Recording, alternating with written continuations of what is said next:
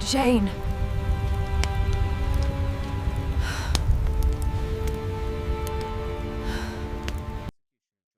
Some deaths are recorded in blood, etched into history with the finality of the executioner's blade, while others are whispered about, passed down through cold glances and unanswered questions. And the death of Jane Boleyn is one of those. She was not a queen, nor a spurned mistress, but a noble woman who stood in the shadows, waiting for her moment. And when the chance arrived, she did not hesitate to twist open the door to destruction for others, before being swallowed by the very storm she helped create. When Jane walked up to the scaffold on a cold morning in the Tower of London, she did not cry or beg for mercy. Instead, she trembled in panic, eyes fixed on the void, as though reliving the procession of corpses she had helped deliver to death. George Boleyn, her husband, Anne Boleyn, her sister-in-law and once a queen, and finally Catherine Howard, the teenage queen who trusted Jane with her life, only to die by the same axe, in the same place. And one question still hangs over history's silence. Why did Jane do it? Jane Boleyn, Lady Rochford, was once a beloved figure at the Tudor court. Entering the world of power through marriage to George Boleyn in the early years of the 16th century, she was not a woman on the margins. She was at the center of rising influence. As Anne Boleyn, George's sister, captured the attention of King Henry VIII when Anne became queen, Jane became her sister-in-law, the aunt of Princess Elizabeth, and was gifted the title of Lady Rochford, along with a fine estate known as Grimston Manor, rewards granted by the very hand of the king himself. But in a world where favor could flip with a glance, and royal affection was as fleeting as morning mist, being close to the crown meant dancing on the edge of a blade. When Anne Boleyn fell from grace and was accused of adultery, incest, and treason, Jane's world began to collapse. George Boleyn was charged with the unspeakable crime of incest with his own sister, and many whispered that the first to condemn him was none other than Jane herself. Some historians have called her a traitor, a woman whose jealousy of Anne and George's closeness led her to fabricate lies that sent her husband to the scaffold. Others argue that Jane was forced into this betrayal, manipulated by Thomas Cromwell and the political machine that surrounded the king. But no matter the truth, George Boleyn was still beheaded on Tower Hill, and Jane, whether guilty or not, was left behind to watch it all fall apart, surviving like a ghost amid the rubble of the Boleyn legacy. Yet Jane did not disappear. She returned to court as if nothing had happened, serving as lady-in-waiting to Queen Jane Seymour, and later to Anne of Cleves, and eventually to Catherine Howard, the fifth wife of Henry VIII. Here, Jane stepped into the final chapter of her life, not as an innocent bystander, but as an active conspirator in a game she should have known would end in blood. Catherine Howard was young, inexperienced, and filled with dangerous desires. Jane, now older, wiser, and far more cunning, and became her confidant, her gatekeeper, and the orchestrator of her greatest mistake. Behind the heavy doors of Lady Rochford's chamber, night after night, Catherine met with Thomas Culpeper, a handsome and favored courtier of the king. And Jane was not only aware she was the one arranging these secret liaisons, she stood watch. She carried messages. She opened doors and covered tracks. Why would a woman who had seen what happened to traitors do such a thing again? Some say it was vengeance, a long simmering grudge against the king, who had destroyed her family. Others believe it was hunger for power, a desperate bid to remain relevant in a court that devoured the weak. Or perhaps she believed she was untouchable, having once survived the downfall of the Boleyns. Maybe she thought she could survive anything, But she was wrong when the affair was uncovered, and the court turned against the Queen. Catherine Howard was arrested. Culpeper was arrested. And Jane Boleyn, too, was arrested. Her rooms were searched. Letters were found. Witnesses testified. And Jane, once again, stood in the center of a storm of betrayal. She claimed she was simply at the other end of the room, that she knew nothing, that she had merely been present but uninvolved. But Culpeper turned on her, and with one sentence, sealed her fate. She made me do it. It was Lady Rochford who started it all. And so, on a grey morning at the Tower of London, Catherine Howard was executed first. Jane followed. There is one detail that chills the blood. When Jane was led across Tower Green, the remains of Catherine's body had not yet been removed. Jane did not walk into death as a noblewoman. She walked in screaming, shaking, utterly alone. There were no tears for her, no mourning crowd, no friends, no family. Only the headsman's axe, the ghost of her husband, and the echo of a decision she had made long ago. She had betrayed her husband. She had betrayed her queen. And, in the end, she had betrayed herself. The woman who dared to betray a king finally received her answer not in words, but in steel. They said she stood perfectly still the day her husband was executed. Not a tear in her eyes, not a word of protest, no fainting at the gates, no scream from the heart, only silence and the pale shadow of a woman staring at Tower Hill as though it were simply another page in a long, calculated story. But that silence, like many silences in history, didn't mean she felt nothing. It meant she had already made peace with what was about to happen, or worse, that she had helped make it happen. Jane Boleyn, Lady Rochford, had been married to George Boleyn for 11 years when he was accused of incest with his own sister, Anne, and charged with treason against the king. 11 years of marriage in a court that watched everything, whispered about everything, and remembered everything, even the smallest detail, twisted into a weapon.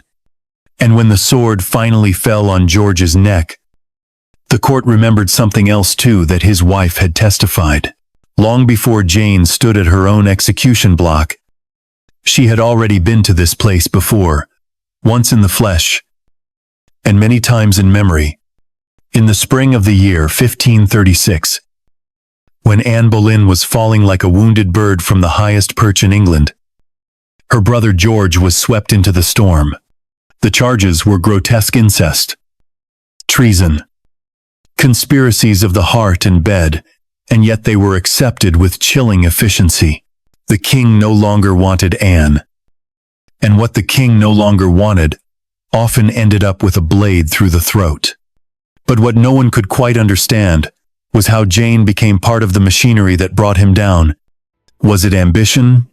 Was it revenge? Or was it something simpler? A colder, a kind of numb compliance with the forces around her. They said Jane envied the relationship between George and Anne, that she resented the intimacy, the sibling bond that had no place for her, that she stood outside that fire and felt herself shrinking. There were whispers. Of course, there were always whispers in Tudor England that she made accusations of jealousy, or that she invented scenes she had never witnessed. And though modern historians argue over whether her testimony was formal, coerced, or entirely absent, the truth in Tudor memory stuck like blood on fabric. Jane spoke. George died, and she lived. But living wasn't freedom. Not in Henry's court. Not in a world where every woman was both ornament and pawn, and where the most dangerous thing a woman could do was survive. After George was buried, his body hidden away, his name blackened, Jane remained. She stayed at court, She held her place. She dressed each morning with precision and stepped back into the rooms that had once known Anne's laughter and George's charm, now filled only with the echoes of their absence. And perhaps that was her strength. Perhaps it was this refusal to flee, this calm ability to stay standing when so many others crumbled, that made Jane Boleyn more dangerous than any blade. She became lady-in-waiting to Queen Jane Seymour, the gentle third wife of Henry, who gave him the son he so desperately craved, and died soon after. Then she served Anne of Cleves, the German princess who never quite captured the king's desire. Jane remained quiet, useful, shrewd. She watched new queens come and go, each one more fragile than the last. And still she remained. By the time Catherine Howard arrived, young, vibrant, a barely past girlhood, Jane Boleyn had already seen 3 queens fall. She had survived 2 royal executions and 1 annulment, and she was still brushing gowns, pouring wine, carrying secrets.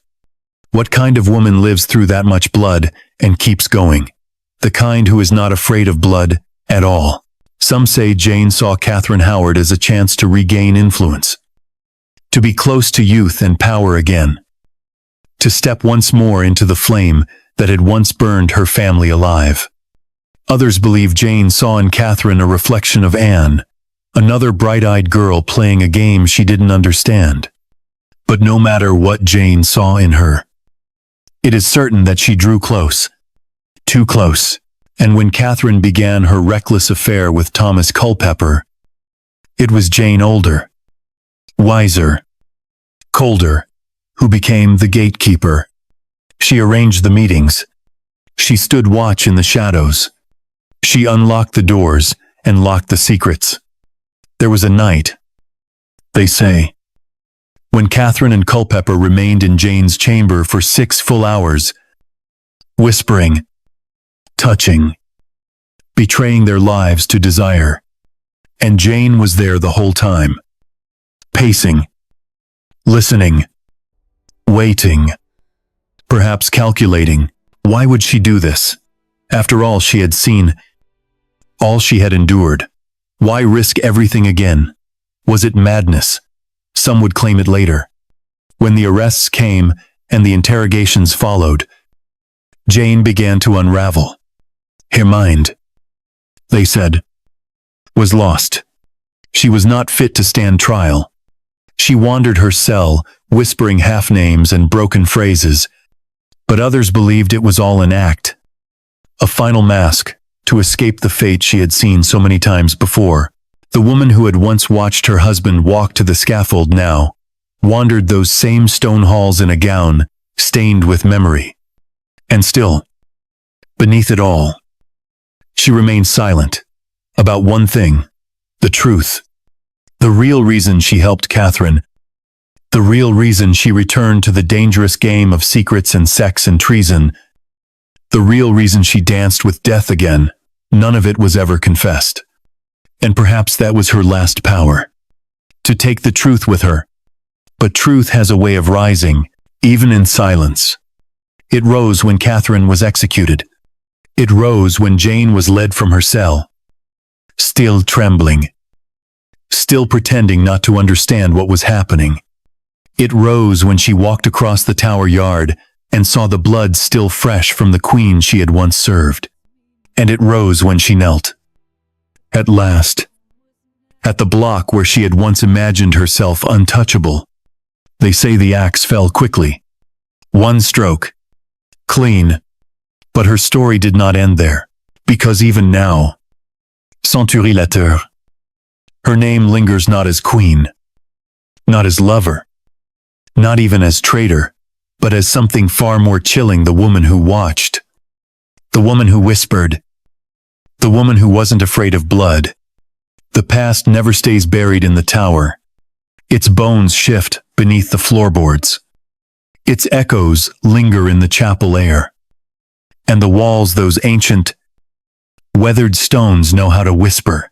And Jane Boleyn, even as she survived the fall of Anne, even as she outlived George, even as she returned to court with her gowns neatly pressed and her eyes cool as slate, could never outrun what had already been written.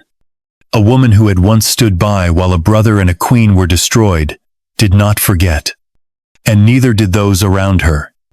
The air changed when she entered a room. Conversations stalled.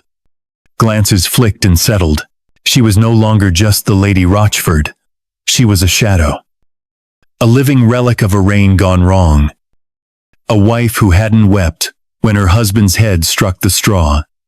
In the year following George's death, the court danced around her presence. She had status still, but no warmth. Power, but no friends. No children to soften her name. No allies to shield her. Just memories. Memories that clung to her like perfume gone stale. The day Anne Boleyn was arrested, Jane had still been part of her household. She saw the Queen's jewelry stripped away, the dresses taken, the eyes of the guards unblinking. She heard the rumors that Anne screamed in her chamber, that she swore she was innocent, that she called out for Henry, for her daughter, for her brother, and somewhere in all that noise, Jane had remained silent. Again, she had not come to Anne's defense, nor spoken publicly of her innocence. And when George stood trial, accused of the unthinkable, Jane did not stand beside him. She never did say what she truly believed.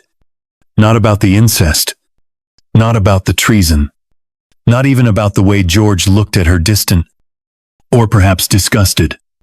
There had always been a chill between them. Theirs had never been a marriage of great affection. Whispers at court painted George as cold, witty, clever, to the point of cruelty. Jane, they said, was sharp-tongued and ambitious. A woman who resented being left behind in the wake of her husband's glittering rise when Anne became queen. It was George who basked in the favor of the crown, not Jane. He was in the chamber, in the councils, in the confidence of the Queen and the King. Jane was in the background, attending, listening, waiting, and in the poisonous world of the Tudor court, waiting too long was dangerous. If she did speak against George, it may have been from desperation as much as bitterness, but whether Jane had plotted or merely survived, the result was the same: Anne dead, George dead, and Jane left to carry their ghosts in the folds of her sleeves. And yet, what shocks the modern mind is not that Jane survived. It is how easily she returned after Anne's downfall. After the Boleyn name was dragged through the blood and dirt, Jane resumed her place at court as though her hands were clean. She served Queen Jane Seymour. She stood behind Anne of Cleves. And when that marriage ended with an annulment, it was Jane once again who stepped forward to testify.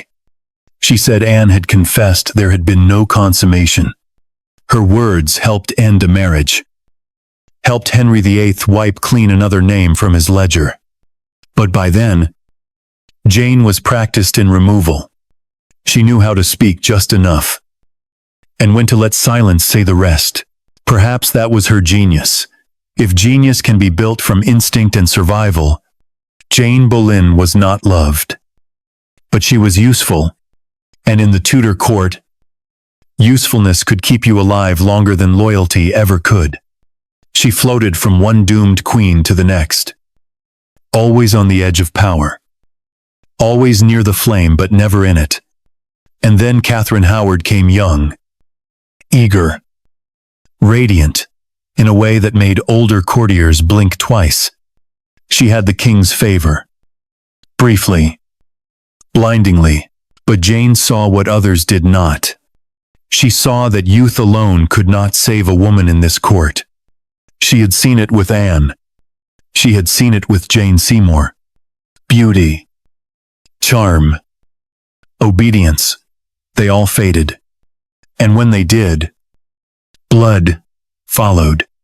It was with Catherine that Jane seemed to cross a line, no longer a passive observer, no longer the quiet survivor. She became, once again, an architect of disaster.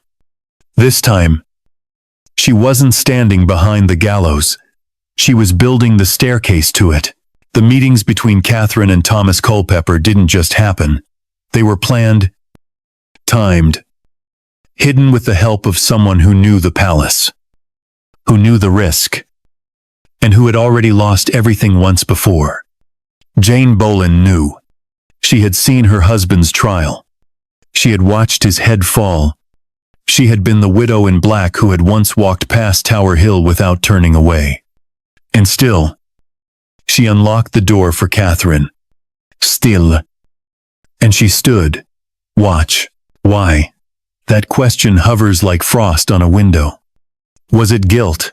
Had she turned against the king in secret revenge, hoping to orchestrate a scandal that would wound him the way he had wounded her? Or was it loneliness? A woman drifting through court without love, without children, without redemption, clinging to the naive affection of a teenage queen. Or, perhaps, most haunting of all, Jane simply could not resist being at the center of things. After so many years in the shadows, the danger may have tasted like relevance. After all, she had lived through death once. Perhaps she believed she could do so again. But this time, history did not spare her. The evidence came tumbling out like a tapestry unraveling. Letters, testimonies, confessions whispered through prison bars. The name Lady Rochford was written down again and again, always near the Queen. Always present. Always watching. And when Catherine fell, so did Jane. This time, there was no George to fall first. No Anne to distract the crowd. Jane Boleyn, Lady Rochford, stood alone beneath the weight of everything she had once survived. The court declared her mad, whether from fear or truth. She spiraled. The woman who had once moved through the palace with unflinching control now stumbled in her cell, talking to walls, weeping at night, unable to sleep, unable to eat. She spoke of George, they said. She spoke of blood, but it was too late. Henry changed the law just for her, allowing the execution of the insane. And so Jane, the widow who had once been spared, became the final Boleyn to meet the axe. But not before the tower reminded her of everything. When she was let out, Catherine's body still lay nearby, covered hastily, the smell of blood not yet gone from the morning air. Jane walked the same steps George had walked. She saw the scaffold. She saw the block. She knelt as they had knelt, and in that moment, history closed its circle. She had lived through their deaths, and now, she joined them. There are rooms in palaces that remember everything. Rooms that hold the weight of secrets more deeply than stone or wood should be able to bear. In one such room, small, shadowed, and tucked into a corner of Queen Catherine Howard's wing, it is said that 6 hours passed one night in a hush that was thick with treason. No candles flickered in alarm. No guards came pounding on door. Only whispers, breathless and reckless, passed between a queen and her beloved Blanx-Fortio. And the walls, already old, before either of them was born, held their silence as tightly as the woman who stood just outside the bed, just inside the crime. Her name was Jane Boleyn. She was not a stranger to such silence. She had lived with it since the day her husband's blood had dried on the block. And she had learned, like all survivors of the Tudor court, must to keep still when the knives were being sharpened. By the time Catherine began her affair with Thomas Culpeper, Jane had been living in the eye of the storm for nearly 2 decades. She had seen kings weep and queens vanish, She had watched ladies rise in the morning as royalty and fall by dusk into disgrace. She had pressed folded gowns over the trembling shoulders of wives, walking into rooms where they would be unmade. Jane, Lady Rochford, had learned that in Henry VIII's court, power could be found, not just in what one said, but in what one was willing to conceal. And that night, when Catherine and Culpeper met in Jane's private chambers, it was not their lips that caused the greatest danger. It was Jane's silence. It had not started that night. Of course, these things never do. There had been glances first, then letters, then excuses. The court was a living creature breathing, shifting, always watching, and yet somehow, Catherine and Culpeper had managed to slip beneath its eyes. Or perhaps, more accurately, Jane had held the creature still long enough for them to pass through its ribs. Jane had arranged the meetings. Jane had unlocked the doors. Jane had whispered to the Queen when the time was right and when the halls were empty. And for that night, the long night, the infamous night, she gave them her bed. Not in jest, not by mistake. Deliberately. Why would a woman, who had once watched her own family destroyed by rumors of adultery and incest, allow another queen to fall into the same fire? That question does not rest easily. Some say Jane was jealous of Catherine's youth, of her influence, of her ability to charm a king who had long since turned away from women like Jane. Others believe Jane saw in Catherine a chance to matter again. 2. Veiled leverage. If she held the Queen's secret, she held power, and if the Queen ever crossed her, Jane could become the woman who knew too much, and in Henry's court, knowing too much could either raise or ruin a person, sometimes in the same hour. But there is a darker possibility. Jane may have wanted Catherine to fall. Revenge is not always loud. Sometimes it is a quiet thing, offered like a blanket and kept like a blade. Jane had seen what Henry did to those he no longer loved. She had seen her husband accused of things that curdled the blood.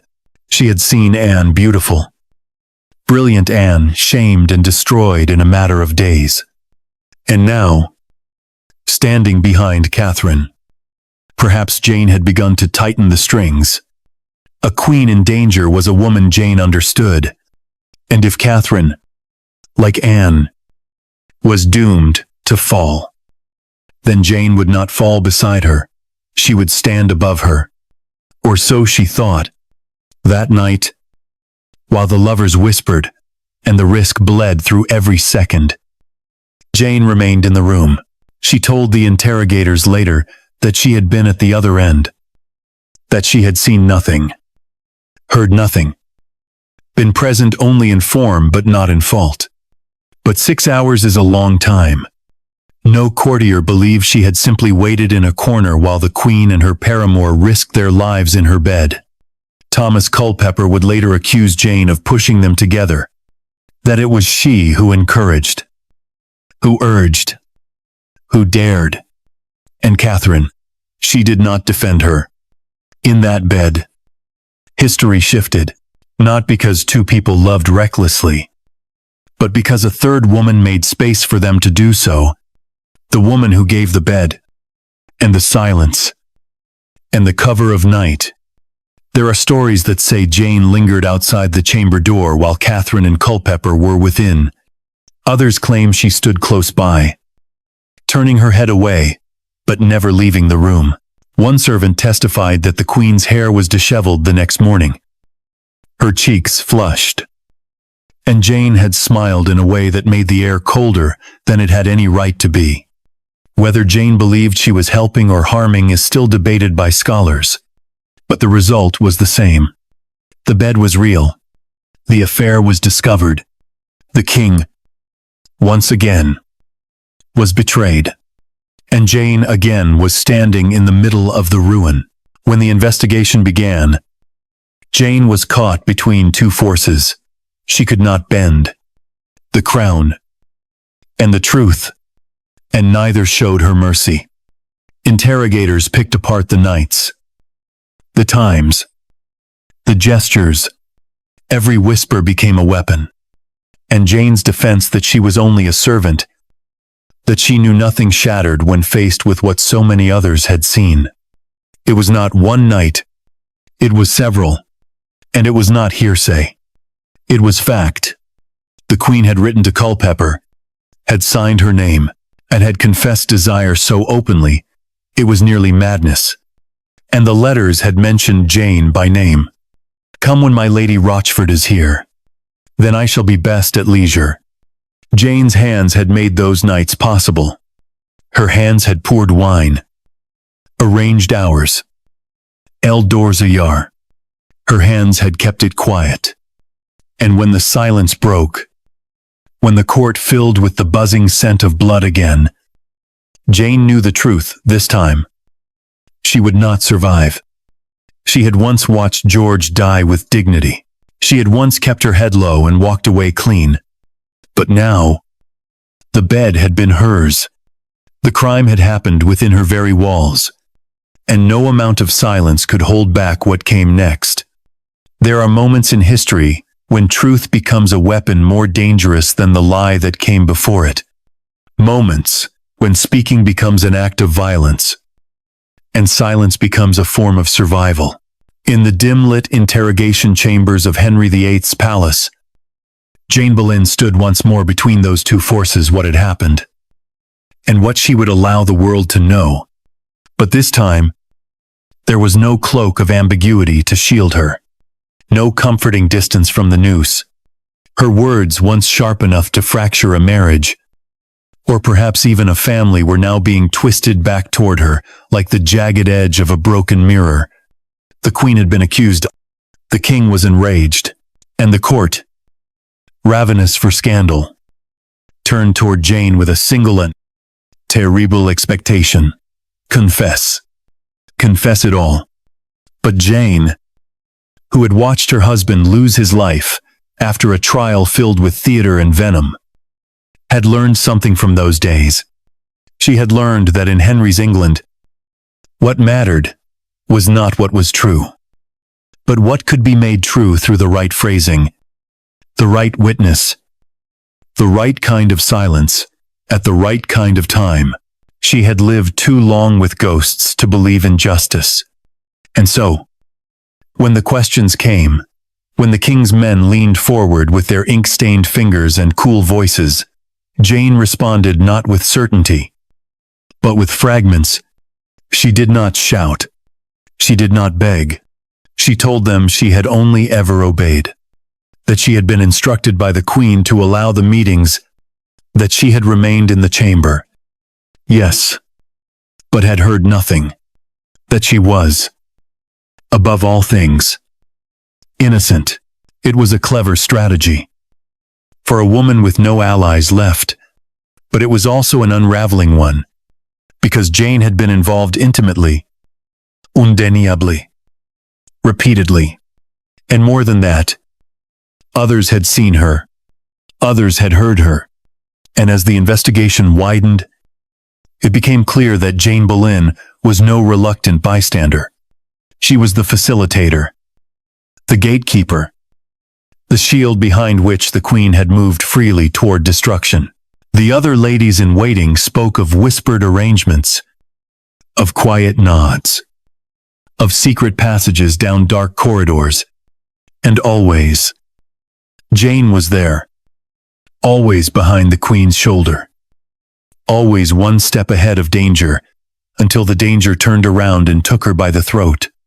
Catherine Howard's fall was swift, but it was not silent. Her letters to Culpeper were damning. Her youth no longer a defense but a liability. She wept in captivity. She begged for mercy. She denied only when denial seemed the last thing left to hold.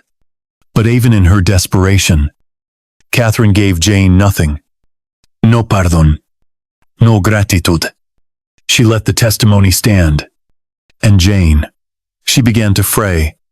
In the weeks that followed her arrest, Something inside Jane began to collapse. Perhaps it was the pressure of memory of George, of Anne, of all that had been buried but never forgotten. Or perhaps it was fear, deep and unrelenting. The kind of fear that does not let a person sleep or eat or speak in complete sentences. Her mind slipped. Her hands shook. The same woman who had stood at court like marble now lay in her cell, muttering names that no longer answered, rocking gently in the dark as the bells of the tower tolled in rhythms she could no longer follow. There were those who thought it was an act, a performance, staged to invoke sympathy, to delay the inevitable. There were others who believed she had truly lost her reason, that the very weight of her choices had finally broken something inside her that could never be mended. She had seen too much, lived through too much. She had survived too long. And now, in a cruel reversal of fate, she found herself begging not for release, but for stillness, for the noise to stop, for the tower to go quiet, just one last time. But Henry VIII had no patience for broken women. He had already endured the disgrace of another wife's betrayal. He had already been made a fool by lust, by youth, by beauty that turned against him. He would not allow a madwoman to escape the blade simply because her mind had wandered. And so, the law was changed, rewritten to permit what had previously been forbidden. Now, even madness could be executed. And that law, newly inked, newly brutal, was drawn up with Jane Boleyn's name heavy in its margin. By the time the execution was ordered, Jane could no longer sit upright for long. Her jailers carried her part of the way. Her steps were uncertain, her eyes unfocused. But still she was brought out. Still, she was dressed. Still, she was handed over to the block as though she were any other traitor. Any other woman who had dared to help a queen chase forbidden love through palace corridors. They say that as Jane was led to the scaffold, the body of Catherine Howard had not yet been taken away, that the cloth laid over her was soaked through, the ground beneath it already dark. And Jane saw it. Of course she did. The queen she had once served, the girl she had once guided, the executioner's axe not yet cooled. And there, waiting for her, was the same fate she had witnessed so many times before, but this time, it wore her name. She did not give a speech.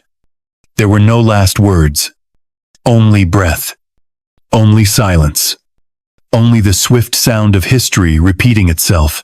There was a time, years before the cold breath of the scaffold touched her skin, when Jane Boleyn stood only inches from the crown itself, not as queen, not as consort, not even as mistress, but as one of those quiet women who held the world together behind the velvet curtains.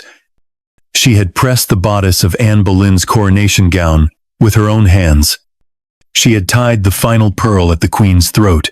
She had walked, measured and proud, behind Anne, as bells rang and banners unfurled, her title echoing from the mouths of heralds, Lady Rochford. And in that golden summer, with George at her side, and the king's favor warming the entire Boleyn name like a rising sun.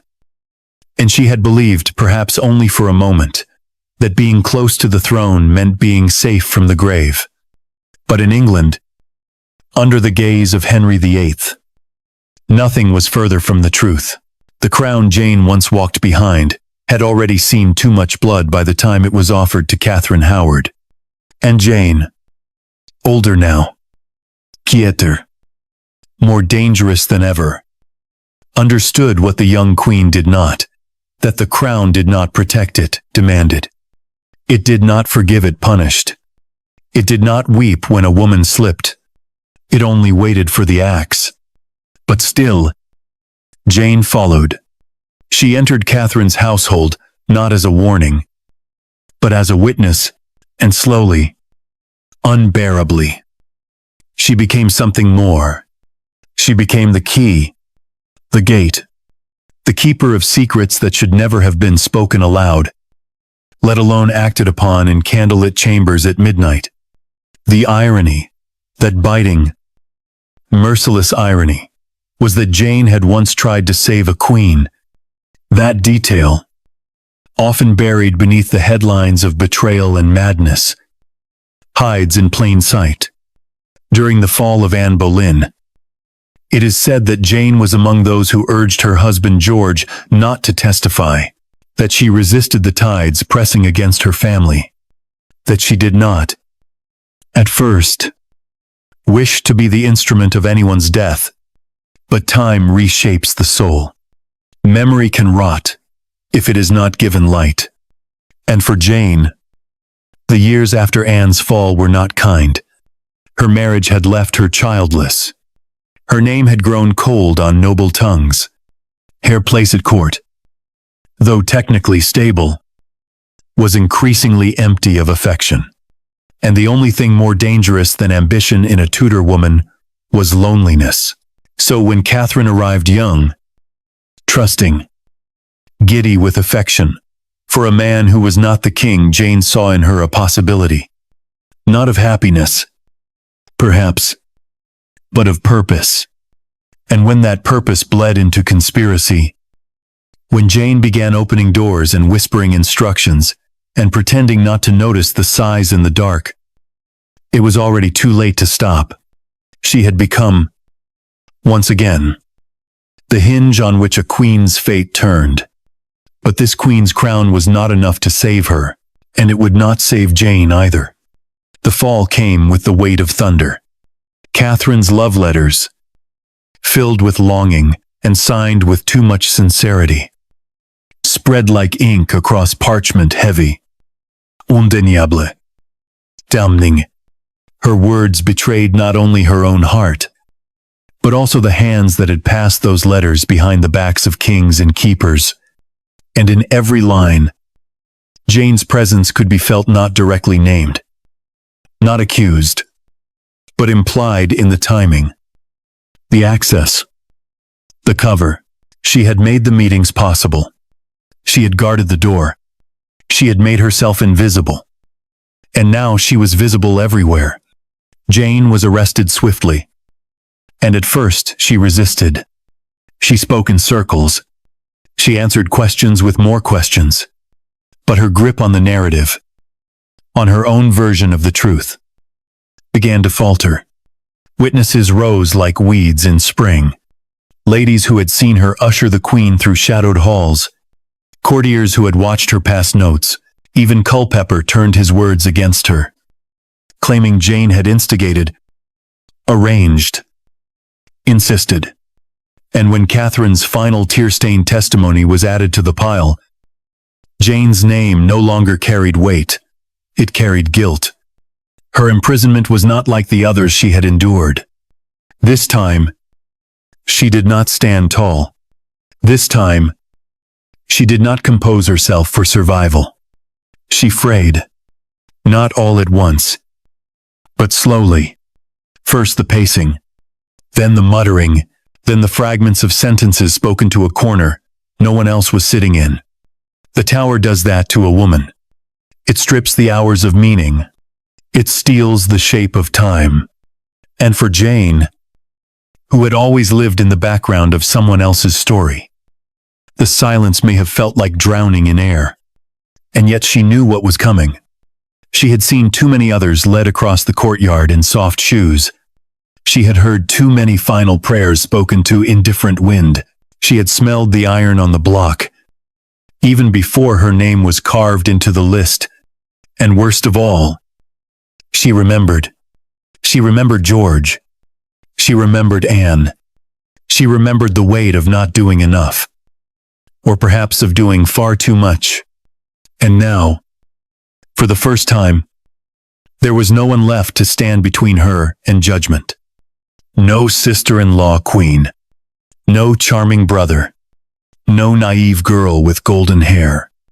The memory of them all followed her. But none of them could stop the blade. The king made sure of it. He changed the law. And her madness did not matter. He signed the warrant. And her history did not count. For all the years Jane had served. For all the secrets she had held. For all the nights she had passed in rooms filled with royal whispers, her story was reduced to one final page.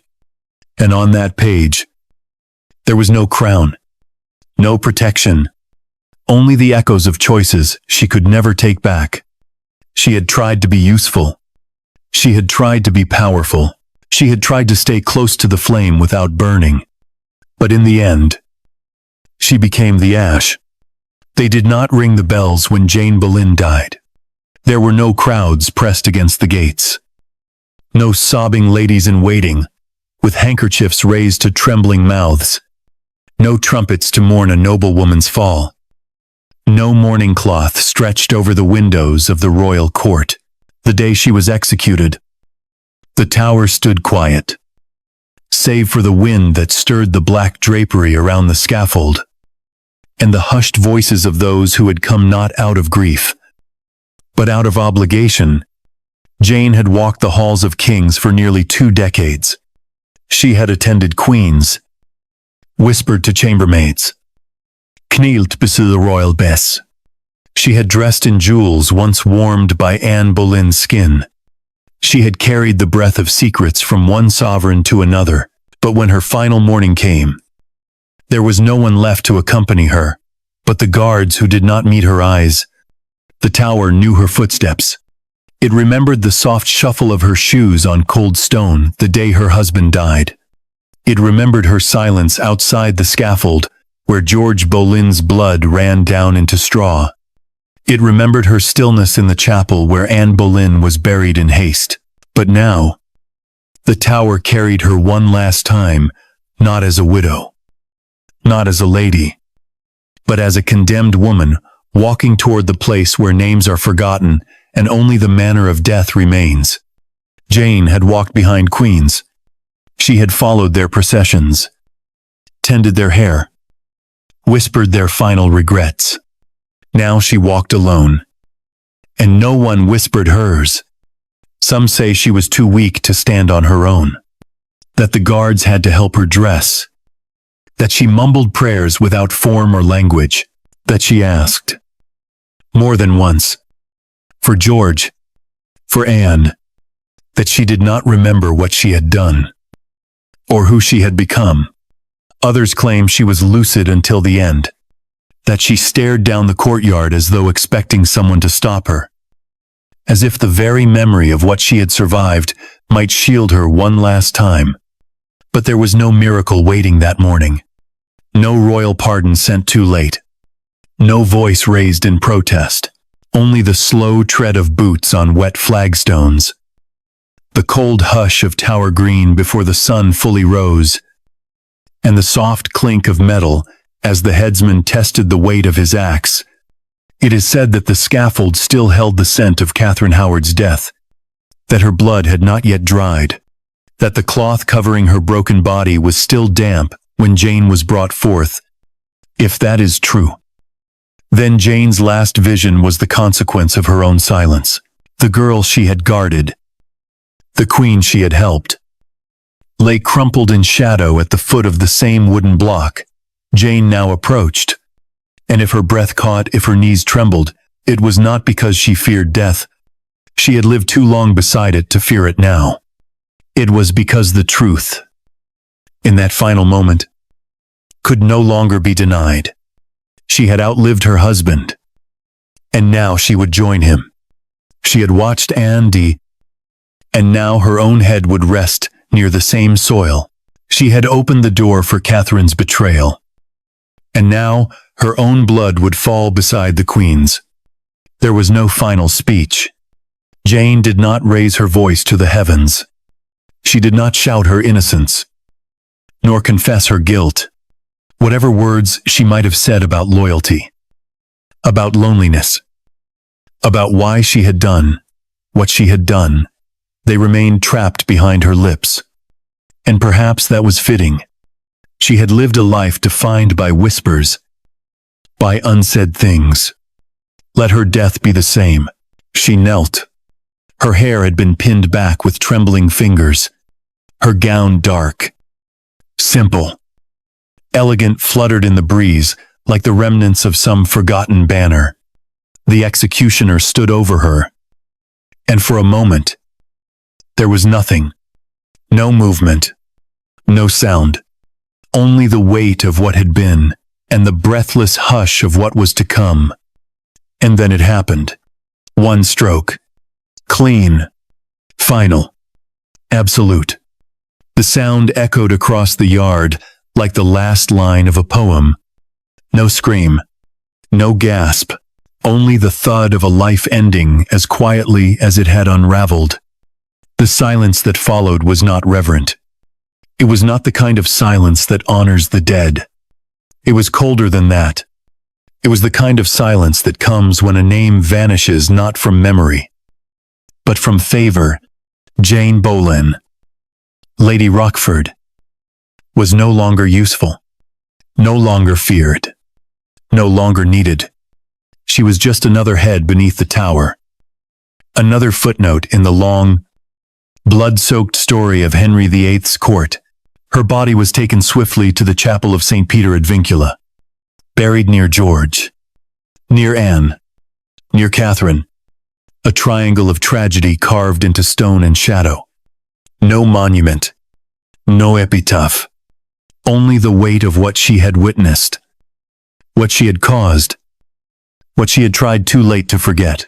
And though the world moved on, though the crown passed from head to head, though new queens rose and fell, and history turned its face toward new betrayals, the name Jane Boleyn lingered not like a heroine, not even like a villain, but like a ghost, one who had walked beside greatness, one who had whispered to power, one who had watched too many necks bend under the axe and believed until the very end that hers never would.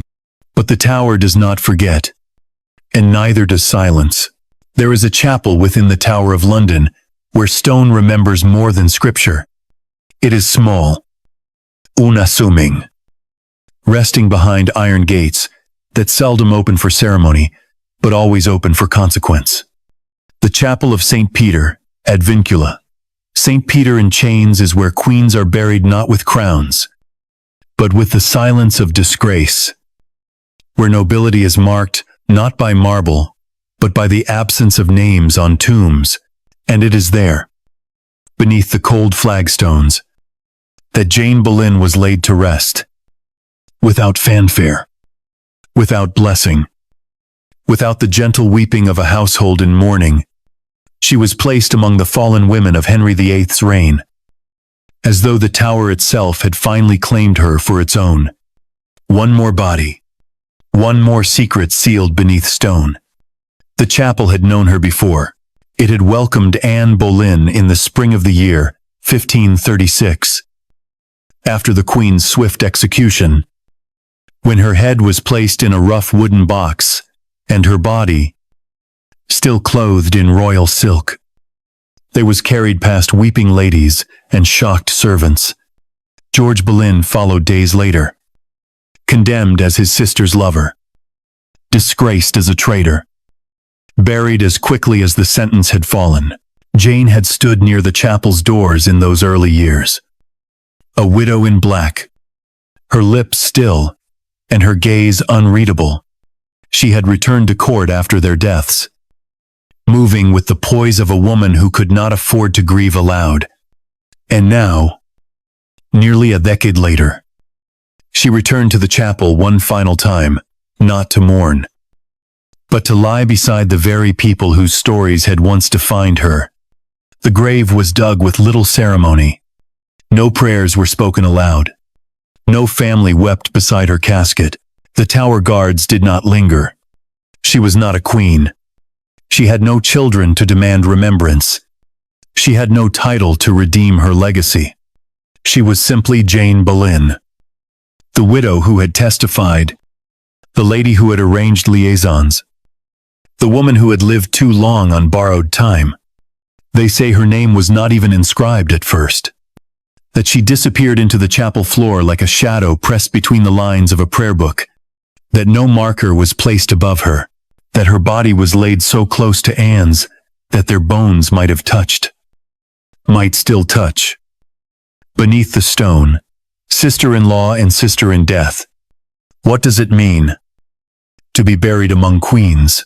Jane had never worn a crown, but she had served it. She had stitched it. She had bowed before it. And, in her own way, she had defied it. The queens she followed had died for love, or lack thereof. Anne Boleyn for ambition, for a daughter, for a marriage that outlived its usefulness. Catherine Howard for recklessness, for youth, for reaching too far toward a man, not her husband. Jane Boleyn died for both. She was neither the monarch nor the lover, but the one who stood between watching, arranging, remembering. Her punishment was not only death, it was being remembered not for who she was, but for what she let happen, or worse, what she made happen. And yet, beneath the chapel's floor, there is no distinction, no crown or shame, no queen or widow, only the silence of dust. Time does not ask if a woman was noble, it asks if she was named. Jane was named in the chronicles of betrayal, in the pages of testimony, in the margins of royal scandal, but on her grave, for many years, she was not named at all. No epitaph, no stone that said, "Here lies Jane, who served queens, who saw them fall, who fell beside them." She was swallowed into the stone like a breath held too long. And yet the chapel remembers her. It remembers them all. Tourists pass through now, feet shuffling softly over the stones. They pause by Anne's marker. They whisper near Catherine's. Some guides point to the spot where Jane is believed to rest. A place with no inscription, only a story. And in that quiet, her name stirs again, not in honor, not in praise, but in wonder. Who was she? Really, a traitor, a survivor, a woman whose heart was colder than her fate, or a woman who had simply lived too long in the shadows of crowns? Jane Boleyn's legacy is a knot. It refuses to be untangled. She has been called mad, jealous, calculating, loyal, misunderstood. Historians argue over her role, over whether she lied to destroy Anne or merely repeated what she was told, whether she pushed George to his death or tried to save him, whether she enabled Catherine out of cruelty or compassion. The truth lies somewhere beneath the layers, beneath the gossip, beneath the parchment, beneath the stone. But the tower does not care for arguments. It holds its dead in equal stillness. It does not speak. But it remembers. It remembers Jane's footsteps echoing across cobbled courtyards. It remembers her pause beside the scaffold, her silence as George died. It remembers her final breath, the weight of her body as it was lowered into the earth. And though the world has moved on, though Henry is long gone and the crown now rests on heads he could never have imagined, Jane Boleyn remains there beneath the chapel's heart, resting among the queens she once served, the queens she helped bury, and the queen she followed into the dark. There is something strange about how history remembers Jane Boleyn, not as it does Anne, with her sharp cheekbones and sharper mind, framed forever in paintings with dark eyes that still seem to ask questions no one dared answer. Not as it does Catherine Howard, frozen in time, as the foolish young girl who danced too close to a throne and mistook lust for love. Jane is remembered without a face. She is a figure in a footnote, a name in a list, a whisper in a scandal, a woman often mentioned not for who she was, but for what she did not prevent. The world remembers her more for being near destruction than for trying to escape it. Her portrait, if one ever truly existed, has been lost to time. No painter thought her worth preserving. No poet lingered on her name. No monarch laid flowers on her grave. And perhaps that, above all, is what defines her legacy. She stayed too long in a world that never planned to keep her. She had been many things. A wife, a widow, a lady of the bedchamber, a spy, perhaps a traiteur, maybe, but she had also been a survivor. And in Tudor England, that title came at a terrible price. For years, Jane had walked the edge of disaster, balancing between queens and kings, between whispers and proclamations, between silence and exposure. And for so long, she did what was necessary to remain. She bowed when she needed to. She lied when it was useful. She opened doors when ordered. She closed them when no one was watching. She watched others fall and managed, somehow, not to fall with them, until the weight of what she carried became too heavy. And the tower, that silent keeper of secrets, finally opened its gates to her. But what if we pause, just for a moment, and strip away the fear, the scandal, the testimony scrawled in ink by hands more loyal to power than to truth? What if we look not at the woman as a courtier or as a conspirator, but simply as someone who had outlived too many people she loved? What if Jane was not just dangerous, but lonely? What if her decision to help Catherine Howard was not an act of ambition, but of aching memory, an echo of her youth, a desperate wish to feel useful again, to protect someone as she had not been able to protect Anne, or George, or herself? It is easy, censurilateur, to point fingers at her from the safety of distance. Easy to say she was bitter, or cruel, or cold. But cruelty leaves a different mark than what Jane left behind. She left no riches, no heirs, no estate passed to proud children, only a shadow, only silence, only a spot on the floor of a chapel most visitors step across without knowing whose bones lie beneath. Her story is remembered not by monuments, but by scholars turning pages, by whispers in guided tours, by flickering candlelight in dramatized retellings where her name is often followed by a pause. Lady Rochford, the one who, and no one quite agrees what comes next. But there is a truth that clings to her story even now. Under the weight of centuries, Jane Boleyn was never meant to last. Not in memory, not in myth. The Tudor court was not built to preserve women like her, clever, sharp-edged, peripheral women who did not fit easily into boxes of virgin or villain, heroine or whore. Women who watched rather than performed, who listened rather than commanded, who survived the first fall, but not the second. She lingered too long in rooms no longer hers. She outlasted the people whose fates had once defined her, and when she was finally removed, the court moved on. The records grew vague, and England exhaled without her. But the tower remembers. It always does. If you visit the chapel of St. Peter at Vincula today, and if you stand very still, just past the altar, where the names of Anne Boleyn and Catherine Howard are carved beneath brass and stone, there is another space unmarked, unspoken, undescribed, a space where Jane likely lies. There is no plaque, no flowers, no guided monologue explaining who she was. But if you know where to look, and if you close your eyes long enough to feel the hush settle over the stones, you might sense it, that faint ripple in the air, that soft presence not quite gone.